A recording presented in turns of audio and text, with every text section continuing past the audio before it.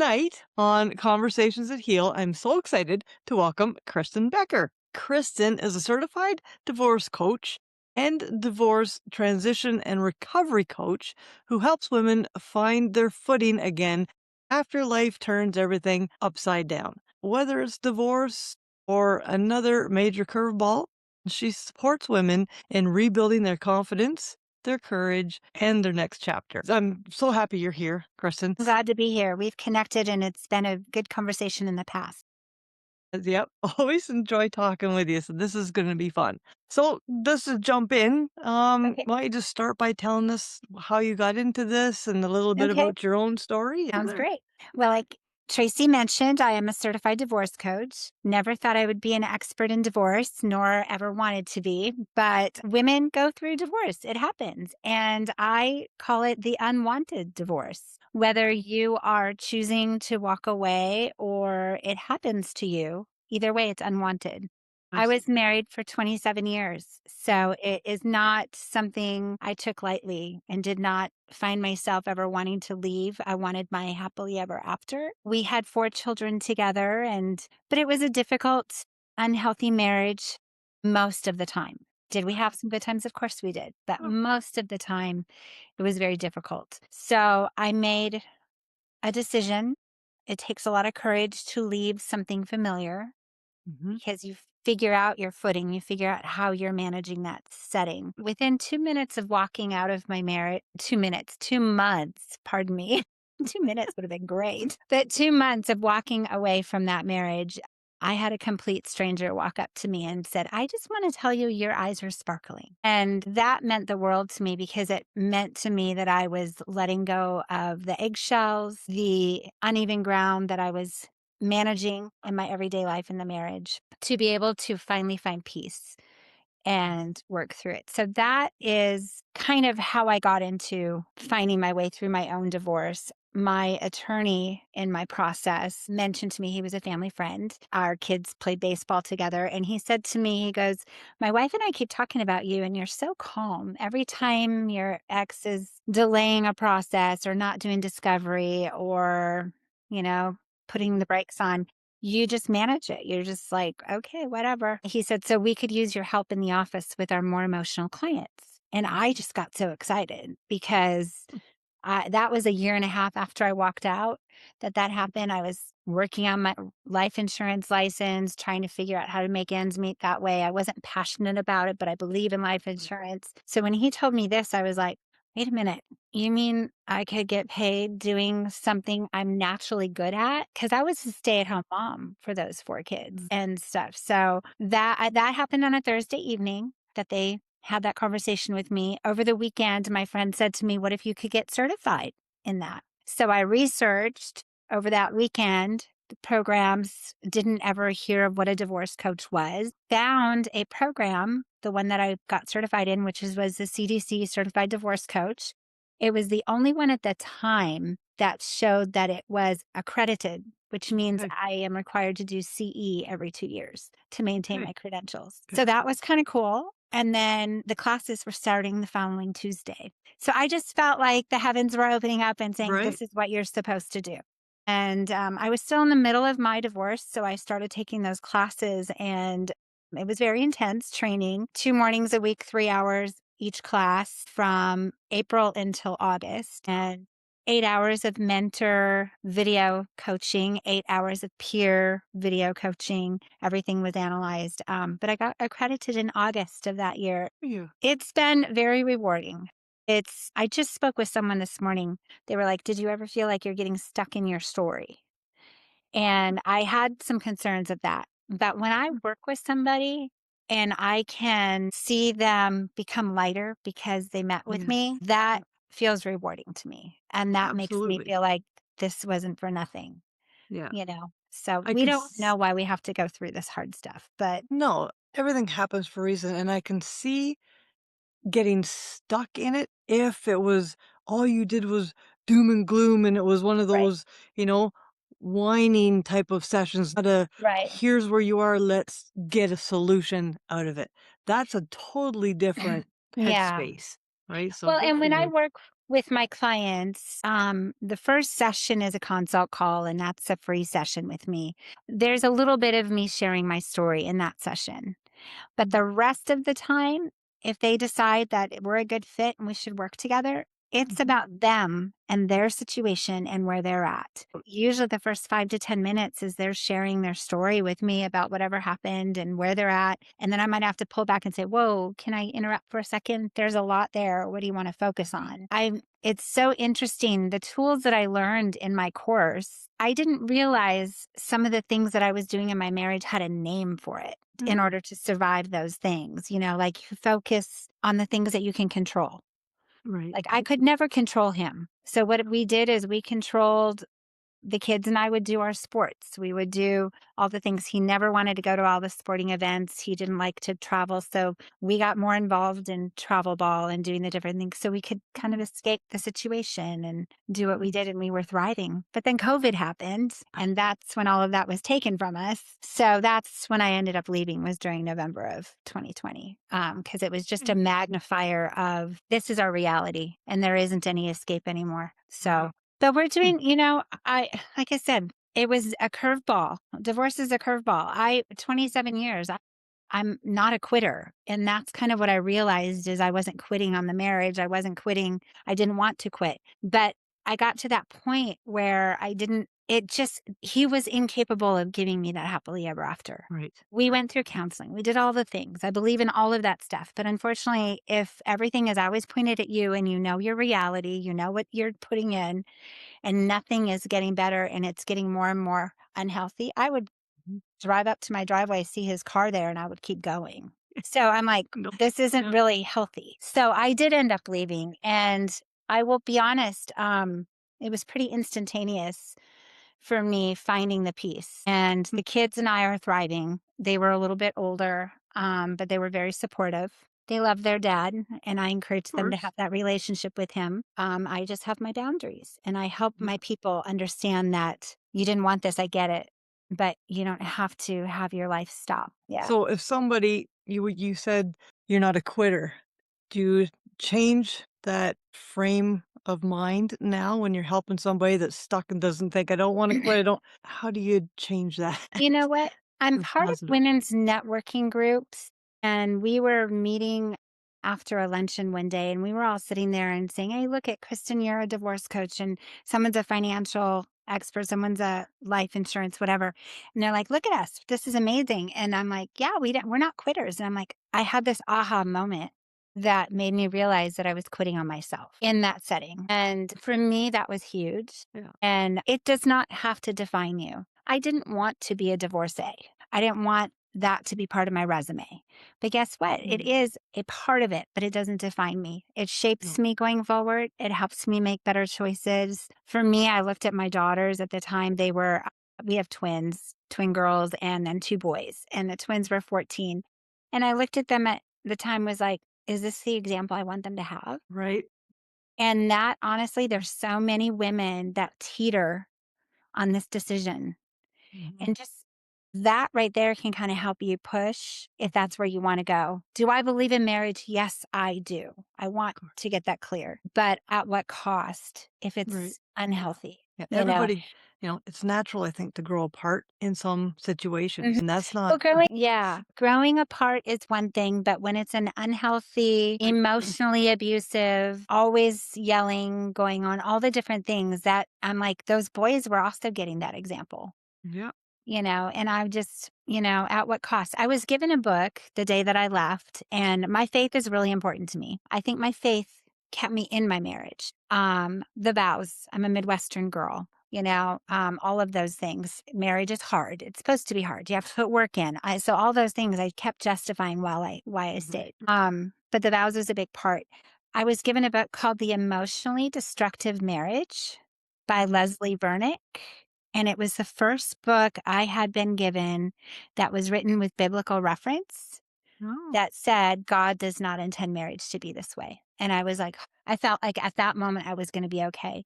And yes. from the get go, like I said, within 2 months, somebody recognized my sparkling eyes. And then shortly there, it just felt like I was never alone. My faith grew deeper. during this time because I think that's what happens when we're in trials. If we turn to our higher power, your faith will deepen and you will see the resources that are there. But if you're in a relationship where you have to have your armor on all the time because you're in fight, flight, or Mm, freeze, right. you're not recognizing the resources that are around you because you're just in Mm, survival mode. But when you're away from that, there were so many things that kind of aligned and lined themselves up for me and for the children to be able to like start right. our new life. And I'm very proactive. Like when I work with my clients, the kids are always watching. So that is the framework I coach from Mm, because those kids are going to be seeing how do you want them to say, mom handled this divorce 5 years from now? right. So that's the framework I come from because of my 4 kids.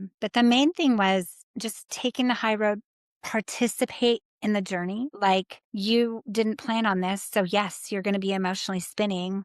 What are the things that can help you face this head on? You can go ahead and go in your room and cry into a pillow, and nobody is going to blame you for doing that. But it's not going to help you get through it. Right.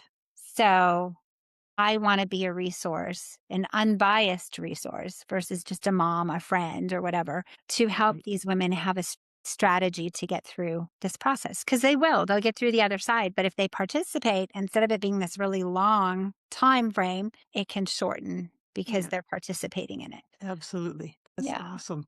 Yeah. Yeah. I know, again, from my own experience, I didn't last 27 years. I don't know how you did that. I think for myself, if it wasn't for my son, I didn't have the self-worth at that time. I wouldn't have cared, like, I would have just been there till I eventually in a mental institute, like, that was the Right. state I was in, but because you say those the little eyes are watching, you need to make some changes, so Hmm. I did 5 years, and we left and went into a woman's shelter, and but again, it's funny how when you do that, it's so scary. You're in that space, life just opens up and all these things start coming, and it gets easier. The It's resources are available. And, yeah. you end up staying because you feel like at least you know how to manage that situation.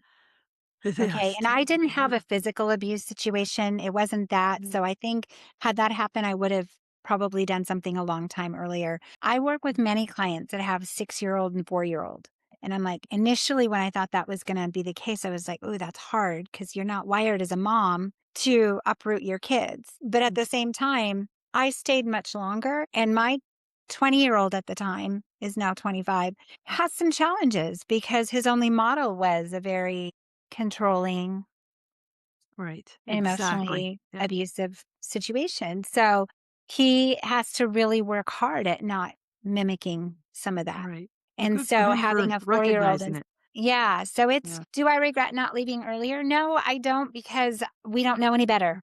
Nope. And Nope. No honestly, I'm really regrets. proud. Yeah, I'm proud of the 4 kids that we have. They're amazing kids. They've taken the best from their father, and Yeah. he's an excellent businessman. You just can't run your Yes. family like a business. No, that's right. In my opinion, there's everything we do happens at the time it's supposed to happen Right. in the way it's supposed to happen, right? Well, and It's just that right there it reminds me of something my pastor said one time. He was in church giving his sermon, and in it, he goes, "We don't know why we didn't get clean when we got clean, why we didn't leave the toxic relationship, why we didn't do this, why we had," he goes, "But you weren't done, and God wasn't done working on you." there you go. And when I heard that, I was like, "Okay," because I almost left when the kids were like 8, the twins were 8, and the things I learned in those last many years of being a mom and focusing on the controllables and, Mhm. focusing on so we I think it's really important when things are hard, you can focus on what he's doing, and you're gonna spend a lot of energy, and you're gonna waste your energy on that Mm, because you can't control that piece. But what you can control is how you're going to speak to your children, how you're going to speak to yourself, the environment you're going to give, and where you focus your energy matters because otherwise you're depleted. absolutely. So when it was hard, I remember you could read all these books, Power of a Praying Wife, all the, Love and Respect by Emerson Eggert, all these different ones. And one of the things that was like, well, if you're going to complain about your relationship all the time, then that's where you're spending your energy. So I quit complaining about it and started focusing on, well, he's a really good provider. We're very healthy. Yeah. Well, that was it. That was what else did we have? You know? And I was like, even so, I was just like, it's okay. It's okay. But that's where I would focus it. We're okay. We're healthy. I knew it was gonna be different. I knew I would be okay.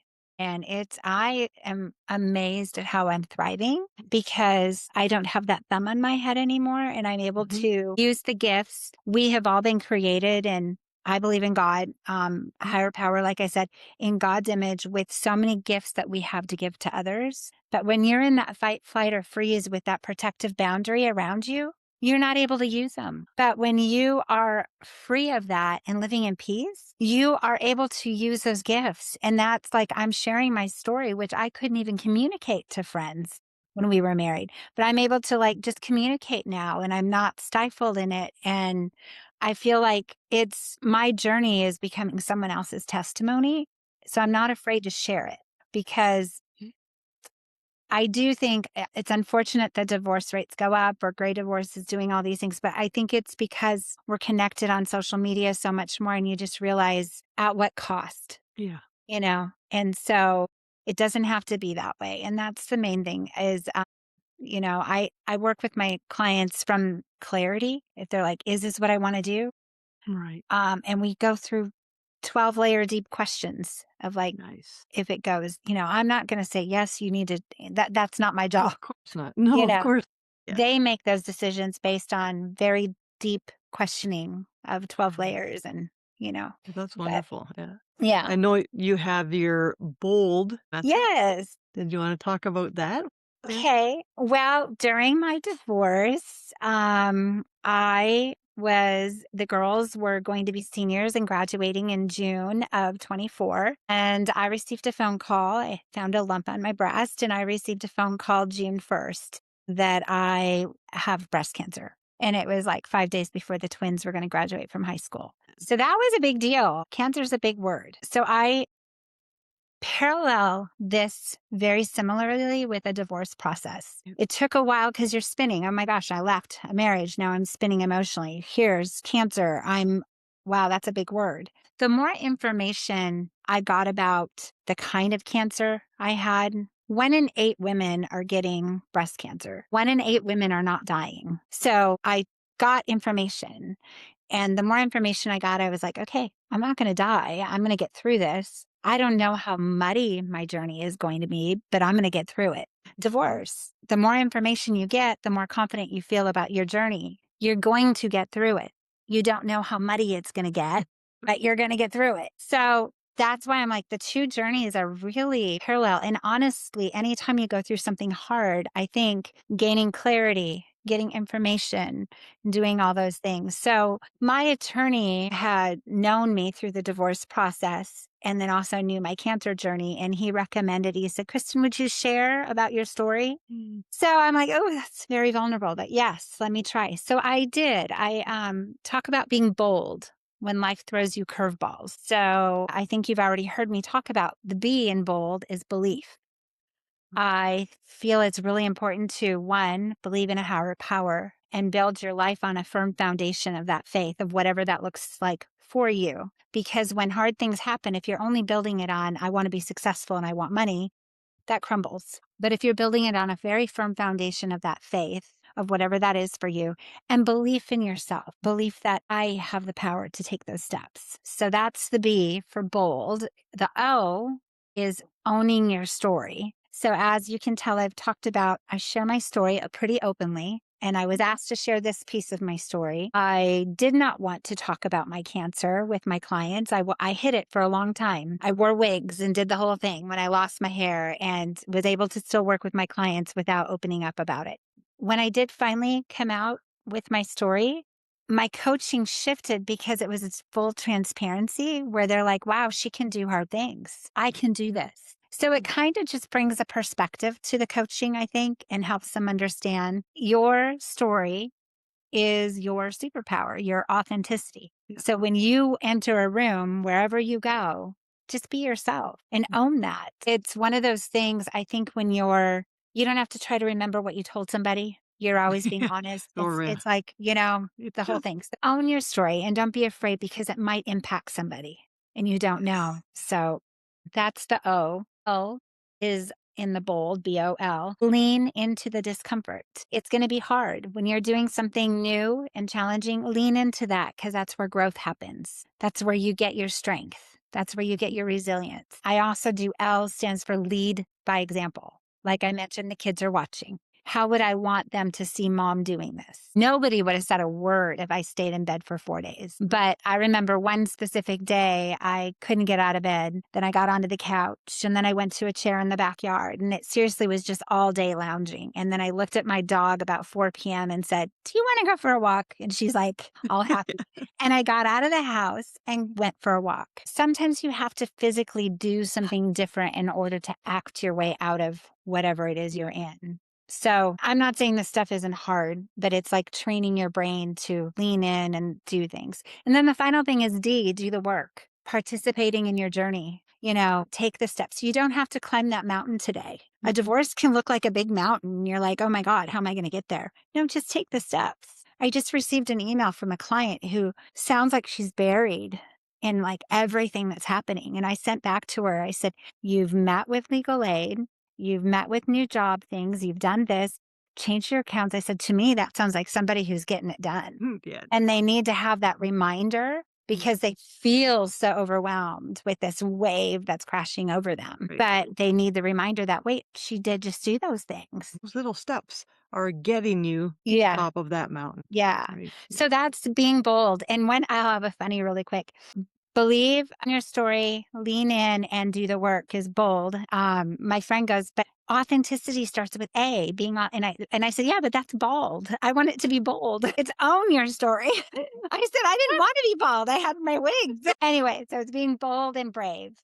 Because Nice. curveballs happen in life, you know? And after I left their dad, my twin girls kiddos, they both tore their ACL their junior and senior year of soccer. And you know what? That sucks. But they faced it head on. And I'm really proud of them. And now they look back and it's just a little blip. Yeah. But when you're 17, 18 years old, that's a big freaking deal when you're an Yeah. athlete. So Absolutely. that's what I'm saying is just showing what's good about this. So what are we learning? What gift is this season giving us? Exactly. It's that And framework we have to shift. yeah. So, Every event like that, regardless if it's a job loss, mhm, divorce, cancer, whatever your situation is always too big to see past in the moment, mhm, right? But once you get right, past it and you look back, it's like, okay, right, that was obviously bad, but I survived it. And now right. it makes you feel I can frickin' do anything, Right, like right? that resilience Yeah. of You like, feel "Game on, empowered. Lord, I got this," What's Yeah. next? Yeah. No, Bring it I'm just on. kidding. Yeah. No. Yeah. That's But totally. no, it's Uh, it's we don't know why we have to go through it. But I do have a voice that I'm sharing with people and maybe having That's I can coach people through hard things. And I was a stay-at-home mom and I was a team mom and I was a coach. I was a basketball coach. I was a soccer coach. So I already had that mentality in my life. So now doing this framework and helping people understand that bad things are going to happen. They're going to happen. Okay. And it's just a matter of shifting that, whether it's a simple thing of I'm going to the post office and I need to drop this package off really quick, but there's a line of 15 people and you can be pissed off because all of a sudden there's 15 people in line. Or you can yeah, look at it and go, what gift is this going to give me right now? right? Maybe I'm going A to minute to connect with stop. somebody in line. Maybe there's going to be a email I can answer while I'm in line, whatever. But Yeah, finding the gift in whatever the simple little hardship is, or the divorce, mhm, or the cancer journey, or medical diagnosis, accidents, whatever the case may be. What is the gift that this is giving you? yeah. So, yeah. Very nice. Very good, very good. Alright. Well, I think we've covered. Is there anything I else that think you wanted so. I to do want to share one thing I do as a coach. I want people to understand that I work on the emotional piece of the divorce process. It's a triangle. Mhm. I think divorce is up here emotional, legal, and financial. And I believe the emotional piece is 80%, but oftentimes forgotten because when people, and then the other two are 10 percenters, most people, when they go through this process, they want to go hire their attorney. And I really, truly feel the attorney should be one of the last things hired. And working with somebody who's a certified divorce financial analyst, a CDFA, they can give you your financial picture of what your situation, good, bad, or ugly, will look like. And the more information you have, the more clarity you have on if this makes sense or how can we mediate this or negotiate through. So I teach Second Saturday workshops. Second Saturday is a platform that has been around for almost 40 years, and it's Women's Institute for Financial Education.org, wife.org is the one who created these workshops. And I don't do them on the second Saturday of the month. That's when most of them do. I do them on the second Monday of the month at 5 p.m. Pacific Standard Time. And it's a virtual workshop. But I have a financial person, like a CDFA, who presents their information. I have a legal person, whether it's an attorney or a mediator, and then I have myself. So it's like a 2-hour workshop that we do every month, and it's free. So it's one of those things that you can come and get information if you find yourself going through this journey or contemplating it. What would it look like for me? So I want to recommend go to divorcerecoverycoach.com and you'll find you can register for the workshop right there. That's my website, divorcerecoverycoach.com. But I think being informed takes a lot of the fear away because it brings confidence and clarity to the process. Knowledge brings power. That's right. Yeah. So, yeah. Awesome. Awesome. Awesome.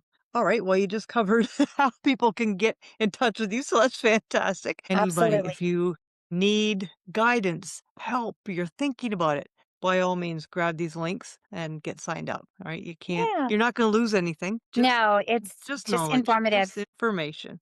Yeah, it's informative. It's not a selling environment at all. It's really because the representation who's a mediator or a legal person, you're not their client, but we can answer general questions. Right. So it's more of a conversation versus a presentation in those, whoever comes. And we usually keep it's women only. So except for maybe the presenter, because I do have my attorney who is a male, that pivots. This month is going to be 2 women presenters along with me. You're Yeah. doing wonderful things. Thank you, I Tracy. love that. I'm so glad we met. Me So too. I do want to leave you with fear. Oh, It no. I know. Fear I know you. stands with, but you can look at fear and you can be paralyzed. Or you can take it like my bold is BOLD, fear, face everything and rise. Nice. So that's kind of like you have the opportunity to do that. And sometimes working with and just sharing with your friends or family, you might just not feel that empowerment as much as working with someone who's a strategist and understands divorce as well as I do. I didn't, like I said, plan, but I stay in my lane. I refer to financial people or I refer to that you can emotionally vomit on me much cheaper than at an attorney's cost. And then I can help guide you on Right. how that works. So, Yeah. it's, I guess that was me too. But when you're somebody who's at the very beginning of the crazy and at the very beginning of the cancer journey, it's hard. But Yeah. we can do hard things. Absolutely. We're not alone. Absolutely. You Yeah. you are walking proofs. Wonderful. Thank you. Thank you. Well, so are you, Tracy. That's Uh, why we jumped on and became friends. So it's that's cool. right. Good, good, good. All right. You said everything beautifully. So, yeah. Tracy, thank you.